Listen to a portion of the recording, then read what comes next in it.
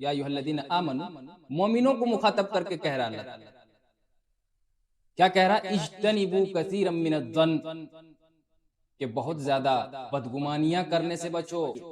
لیکن اکثر وہ چاہے مسلمان ہو مومن ہو، ہر ایک کے دل میں اس طرح کی وسوسہ اور اس طرح کی خیال اور اس طرح کی غلط رائے وہ اندر ہی اندر قائم کرتا ہے۔ مالی حالات ان کے ٹھیک نہیں ہے، معیشت کمزور ہے، لیکن اچانک ہو سکتا ہے اللہ رب العالمین اس کی مدد کی ہو، اس نے کہیں سے محنت مشقت کر کے کمایا ہو، اور معاشرے میں اچانک نظر آتا ہے کسی اچھے سائیکل لے لیا یا کوئی گاڑی لے لی یا اچھے کپڑے پہننے لگے، خوشحال رہنے لگے۔ اگر کوئی شخص موبائل چھپا کر چلا رہا ہے اپنی پرائیویسی رکھنے کے لیے، ہو سکتا ہے وہ اپنی بیوی سے بات کر رہا ہو، یا ہو سکتا ہے کوئی اہم کام کر رہا ہو، تو ہمارے دل اور ذہن میں کیا خیال آتا ہے؟ یہ شخص غلط چیز دیکھ رہا ہے۔ جاسوسی کیا ہے؟ انسان کسی کے راز کو جاننے کے لیے اس کے پیچھے پڑ جاتا ہے، یا تو اس کے گھر کے دیوار کے پیچھے سے سنتا ہے، یا کسی آدمی کو اس کی راز معلوم کرنے کے لیے دوست بنا کر کے بھیج دیتا ہے۔ اے نوجوانوں کی جماعت، من اسلم بلسانی، جنہوں نے ابھی اسلام صرف زبانی طور پر لایا ہے، وَلَمْ يُفْزِ الْإِيمَانُ إِلَىٰ قَلْبِي، اور ایسے لوگوں کا ایمان ابھی دل میں داخل نہیں ہوا ہے، لَا تُؤْذُوا الْمُسْلِمِينَ، وہ لوگ مسلمانوں کو ایذا نہ دیں، مسلمانوں کے پردہ پوشی جاننے کی کوشش نہ کرو، ان کے پیچھے نہ لگو، ان کے ٹوہ میں نہ لگو۔ یاد رکھو فَإِنَّهُ مَن تَتَبَّعَ عَوْرَةَ أَخِيهِ الْمُسْلِمِ، جو شخص اپنے مسلمان بھائی کے پردہ پوشی یعنی رازداری کو جاننے کی کوشش کرتا ہے یا اس کے پیچھے لگتا ہے۔ ایک آدمی اللہ کے نبی صلی اللہ علیہ وسلم کے کسی دروازے سے آپ کو جھانک رہا تھا اور آپ کنگھی کر رہے تھے۔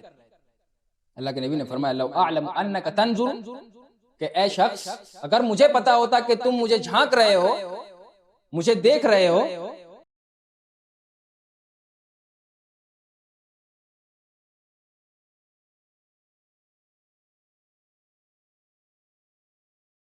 السلام علیکم ورحمۃ اللہ وبرکاتہ،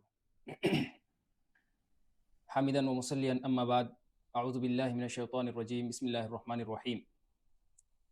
یا ایھا الذین آمنوا اجتنبوا کثیرا من الظن ان بعض الظن اثم ولا تجسسوا ولا یغتب بعضکم بعضا الی آخر الآیہ۔ محترم ناظرین،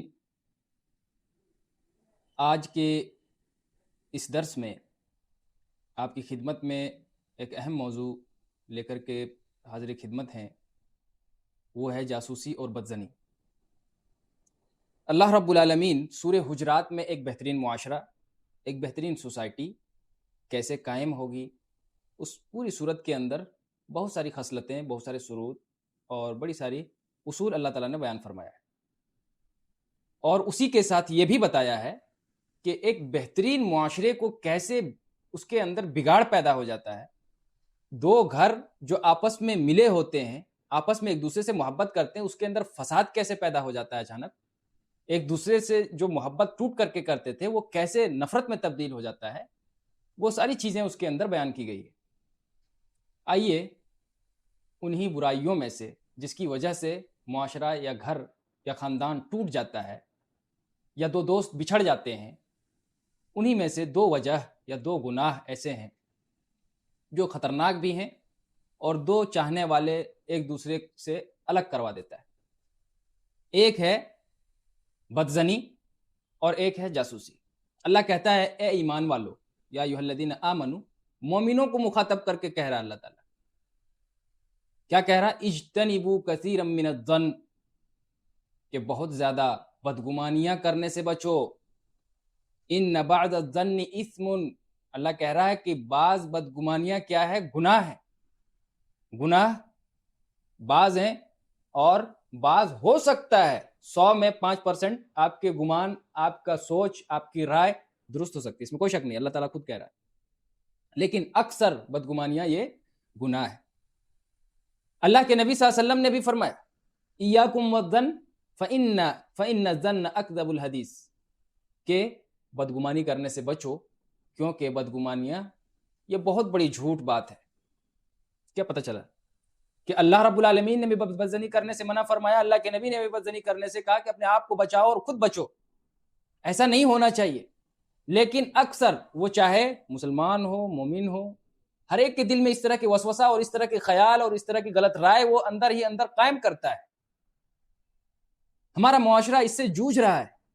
اور ایسے ہی ہیں اپنوں کے خلاف غلط رائے قائم کر کے ان سے الگ ہو جا رہے ہیں, اپنوں کے خلاف غلط سوچ کر کے ان سے بالکل بچھڑ جا رہے ہیں, نہ ان کے کسی میت پر جا رہے ہیں, نہ ان کی کسی خوشی میں شامل ہو رہے ہیں, نہ ان کی کسی ضرورت میں ہم ضرورت کو پوری کر رہے ہیں. یہ کیوں ہو رہا ہے معلوم ہے؟ صرف ایک بدزنی کی وجہ سے. اور بدزنی اس طرح کے جس کی کوئی ہاتھ پیر نہیں, کوئی دلیل نہیں, کوئی ثبوت نہیں, کوئی علامت نہیں, لیکن اس کے خلاف ہم اور آپ یقین کے ساتھ پڑے ہوئے ہیں. اسی چیز کو اللہ تعالیٰ کہہ رہا ہے کہ اجتنبوا کثیرا من الظن, مومنو بدزنی سے بچو. ایک تو بدزنی گناہ ہے, دوسرا نقصان یہ ہے کہ ہم معاشرے سے الگ ہو جائیں گے, لوگوں سے ملنا جلنا چھوٹ جائے گا ہمارا. اور ایک قسم کے لوگ ایسے بھی ہیں جو خاص طبقوں میں بدزنی کرتے ہیں. کچھ لوگ ایسے ہیں معاشرے میں کمزور ہیں, لاغر ہیں, مالی حالات ان کے ٹھیک نہیں ہے, معیشت کمزور ہے, لیکن اچانک ہو سکتا ہے اللہ رب العالمین اس کی مدد کی ہو, اس نے کہیں سے محنت مشقت کر کے کمایا ہو, اور معاشرے میں اچانک نظر آتا ہے کسی اچھے سائیکل لے لیا یا کوئی گاڑی لے لی یا اچھے کپڑے پہننے لگے, خوشحال رہنے لگے. چھوٹا جھوپڑی میں رہتا تھا, اچانک وہ اچھا گھر بنا لیا. یہ معاشرے میں رہنے والے لوگ اس چیز کو برداشت نہیں کر پاتے. اس کے خلاف سازشیں, اس کے خلاف بدزنی, اس کے خلاف بدگمانی پورے معاشرے کے اندر آنا شروع ہو جاتا ہے کہ آخر یہ شخص اس قدر کیسے پھلنے پھولنے لگا, یہ کیسے آگے بڑھنے لگا, یہ کیسے اچھا کھانے لگا, یہ کیسے اچھے گاڑیوں میں چلنے لگا. اس طرح کی بدزنی انسان کے اندر آتا ہے ایک کمزور طبقہ کے تعلق سے. یہ ہرگز نہیں ہونا چاہیے. ہو سکتا ہے اس نے محنت کی اور اس محنت کا پھل اللہ تعالیٰ نے اسے دیا ہو, جس سے وہ کما رہا ہے, کھا رہا ہے اور خوش رہ رہا ہے. بدزنی نہیں کرنی چاہیے. جب تک ہمارے پاس کوئی دلیل نہ ہو, جب تک ہمارے پاس کوئی علامت نہ ہو, جب تک ہمارے پاس کوئی ثبوت نہ ہو, تب تک کسی کے خلاف ہم اپنی رائے قائم نہیں کر سکتے. اگر کوئی شخص موبائل چھپا کر چلا رہا ہے اپنی پرائیویسی رکھنے کے لیے, ہو سکتا ہے وہ اپنی بیوی سے بات کر رہا ہو, یا ہو سکتا ہے کوئی اہم کام کر رہا ہو, تو ہمارے دل اور ذہن میں کیا خیال آتا ہے؟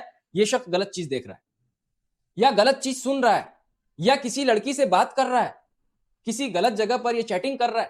اس طرح کی سوچ ہمارے ذہن کے اندر فوراً شیطان ڈالتا ہے اور ہم اس شخص کے بارے میں فوراً بدزنی کے شکار ہو جاتے ہیں. اس طرح کی چیزیں بالکل نہیں ہونی چاہیے.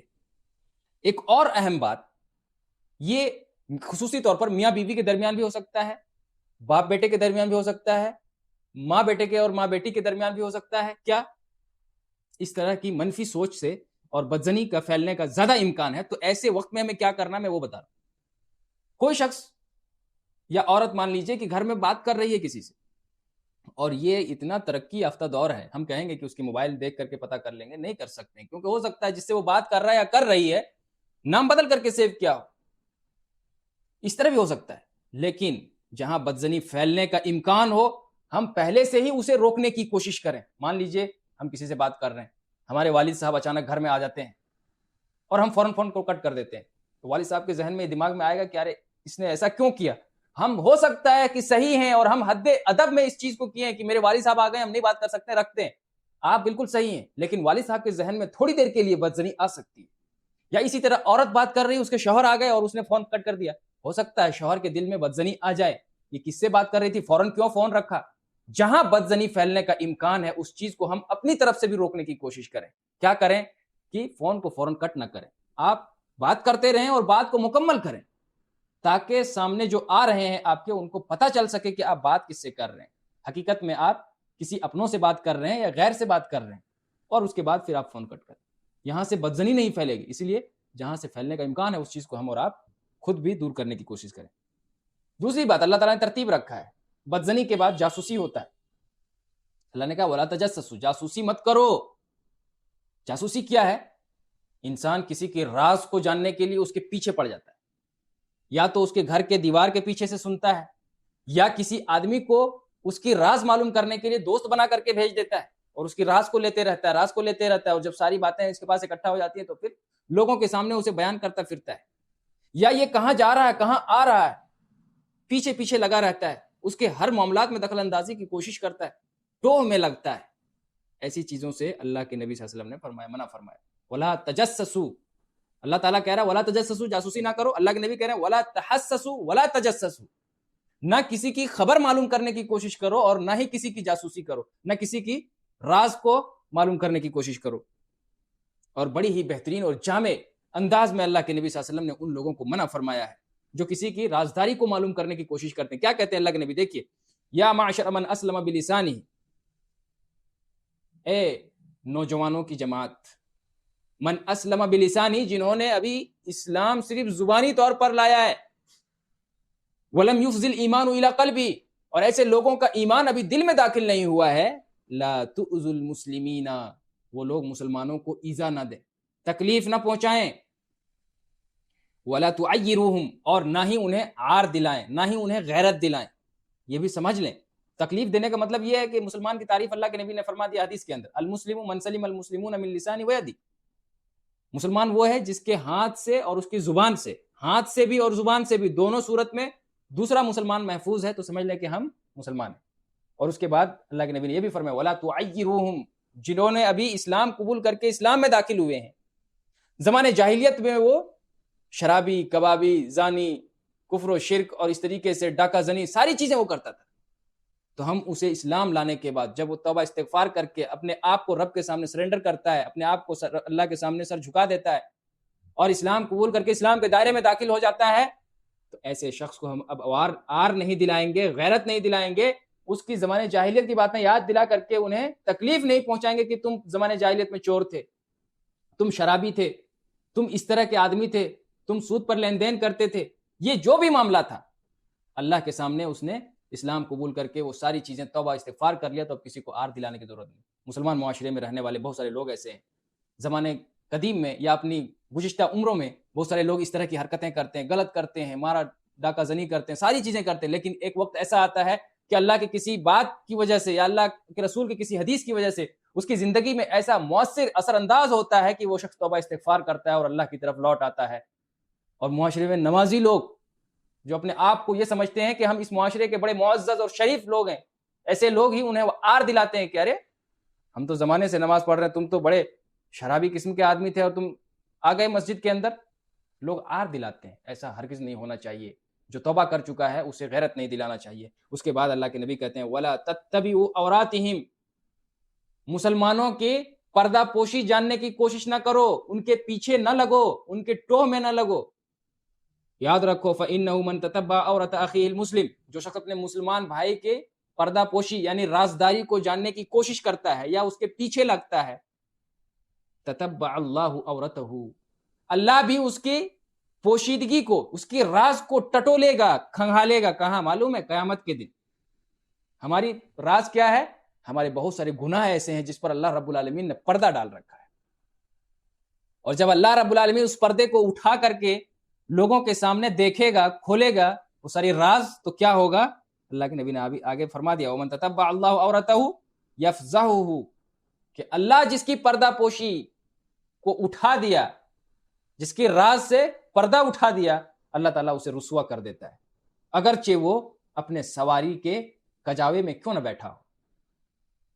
اور اسی طریقے سے ایک دوسری حدیث ہے، اللہ کے نبی نے فرمایا من استمع الی حدیث قوم وهم له کارہون، جو شخص کسی ایسی قوم یا کسی ایسے آدمی کی بات کو سننے کی کوشش کرتا ہے، جس کی بات سننے کی کوشش کر رہا ہے اور وہ شخص اسے ناپسند کرتا ہے کہ میری بات کوئی سنے، او یفرون منہ، یا ایک شخص بھاگ رہا ہے اس سے کہ میں اسے نہیں سننے دینا چاہتا ہوں، اور پھر وہ شخص پیچھے پیچھے پڑا رہتا ہے کہ نہیں اس کی بات کو سننا ہے، ایسے آدمی کی بڑی سخت سزا ہے قیامت کے دن۔ اللہ کے نبی نے فرمایا صب فی اذنہ الانک، اس شخص کے کان میں پگھلایا ہوا شیشہ ڈالا جائے گا۔ خطرناک سزا ہے، ہم اسے معمولی سمجھتے ہیں۔ اور اسی طریقے سے ایک اور روایت میں اللہ کے نبی نے یہ بھی فرمایا انک ان اتبعت عورات الناس افسدتہم، کہ اگر تم کسی کی راز کو جاننے کی کوشش کرو گے، مان لیجئے کوئی شخص کہیں بیٹھ کر کے جوا کھیل رہا ہے جہاں کسی کی نظر نہیں جاتی ہے، اور ہم چھپ کر کے اسے دیکھ رہے ہیں اور دیکھ کر کے معاشرے میں بتا دیتے ہیں۔ جو شخص چھپ کر کے گناہ کر رہا تھا، کسی کو نہیں پتا تھا، ہم اس کی راز کو لوگوں میں بتا دیے، عام کر دیے، اب وہ شخص جری ہو جائے گا، مضبوط ہو جائے گا۔ جہاں 4 لوگوں کے درمیان رہتی تھی وہ بات عوام میں پتہ چل گیا، اور اس شخص کو پتہ چل گیا کہ میری راز میں نہیں رہی، پورا معاشرہ جانتا ہے تو اب وہ ڈھیٹ ہو جائے گا اور پورے معاشرے میں وہ گناہ کرے گا، لوگوں کے اندر پھیلائے گا اس چیز کو، کیونکہ اس کی عزت ہی ختم ہو گئی معاشرے کے اندر۔ اسی طریقے سے جو یہ روایت ہے کہ اگر کسی شخص کی ہم راز کو جانتے ہیں، کسی کی برائی کو جانتے ہیں، تو لوگوں میں اسے عام نہیں کرنا ہے، بلکہ اسلام نے ایک مسلمان کو دوسرے مسلمان کا آئینہ قرار دیا ہے۔ اس کا مطلب کیا ہے پتہ ہے؟ کہ جب ہم آئینے کے سامنے کھڑا ہوتے ہیں تو آئینہ ہمارے چہرے پر داغ ہے یا دھبا ہے یا برائی ہے یا اچھائی ہے، حسن ہے، جمال ہے، ساری چیزوں کو دکھاتا ہے۔ ٹھیک اسی طریقے سے ایک مومن دوسرے مسلمان کا آئینہ ہوتا ہے کہ اگر وہ کسی برائی میں پھنسا ہوا ہے تو اس برائی کو دوسروں تک نہیں پہنچاتا ہے، بلکہ اسی کو نصیحت کرتا ہے اور اسی کو سمجھا کر کے اس تک دعوت اللہ پہنچا دیتا ہے، اللہ کا پیغام اور رسول کے میسج اس تک ڈال دیا جاتا ہے۔ ہم غیروں میں بیان کریں گے تو اس شخص کو مزید اس فساد میں اور اضافہ ہم کریں گے، اس کا ذریعہ ہم بنیں گے، اسی لیے اس سے بچنا چاہیے۔ آخری حدیث یہ اللہ کے نبی صلی اللہ علیہ وسلم نے فرمایا، جہاں جاسوسی کان کے ذریعے سے سن کر کے ہوتا ہے وہیں دیکھ کر کے بھی ہوتا ہے۔ اس سے بھی اللہ کے نبی نے فرمایا، منع فرمایا۔ ایک آدمی اللہ کے نبی صلی اللہ علیہ وسلم کے کسی دروازے سے آپ کو جھانک رہا تھا اور آپ کنگھی کر رہے تھے۔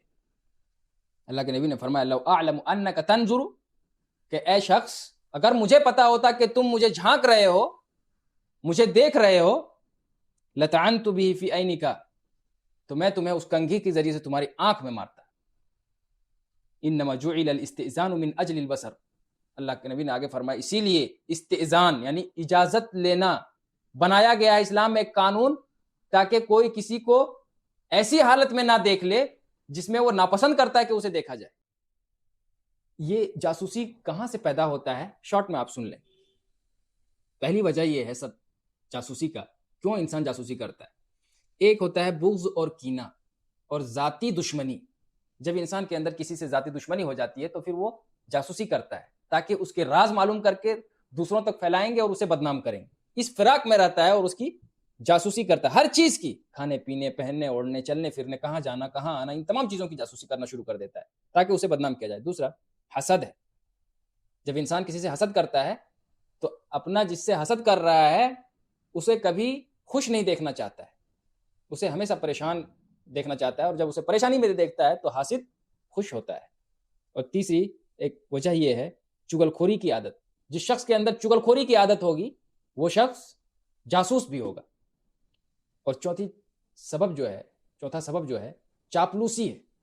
جب انسان چاپلوس بن جاتا ہے تو پھر اسے پرواہ ہی نہیں ہوتا ہے اس کی عزت کیا ہے، وہ ایک بار آپ کے پاس ایک بار دوسرے کے پاس اپنی عزت بڑھانے کے لیے چاپلوسی میں بھی جاسوسی کرنا شروع کر دیتا ہے۔ اور پانچواں ہے نفاق، اور اسی طریقے سے چھٹا ہے شہرت اور مال و دولت کی ہوس میں انسان بھول جاتا ہے ہم کیا کر رہے ہیں، کس کے لیے خیر کر رہے ہیں، کس کے لیے شر کر رہے ہیں۔